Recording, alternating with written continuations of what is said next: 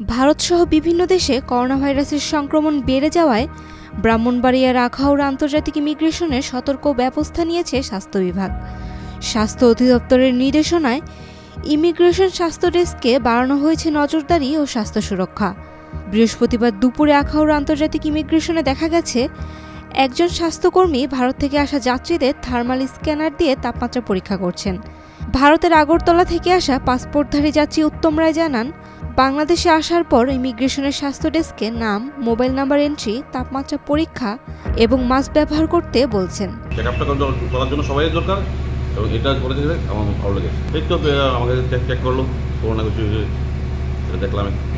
এই ব্যাপার এই উদ্যোগটা নেওয়া উচিত এবং আমি আসার পর আমাদের ফুলবডিতে চেক করে আমাদের ওরা পাঠিয়েছে, এখন ঠিক আছে।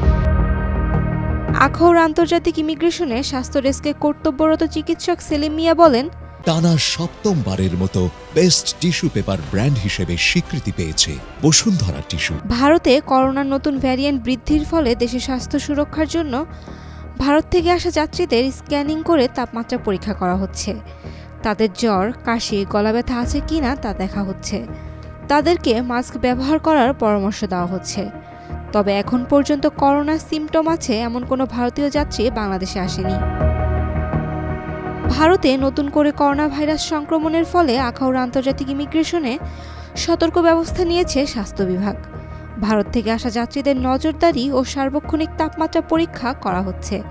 এছাড়া যাত্রীদের মধ্যে ভাইরাসের সংক্রমণ প্রতিরোধে গণসচেতনতা বৃদ্ধির জন্য রোগ প্রতিরোধ নির্দেশনা প্রচারের ব্যবস্থা নেওয়া হয়েছে।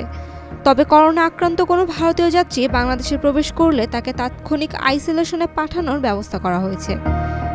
Saima Akter, Daily Sun. For more updates, follow us on Facebook, subscribe our YouTube channel, get the latest update on www.daily-sun.com.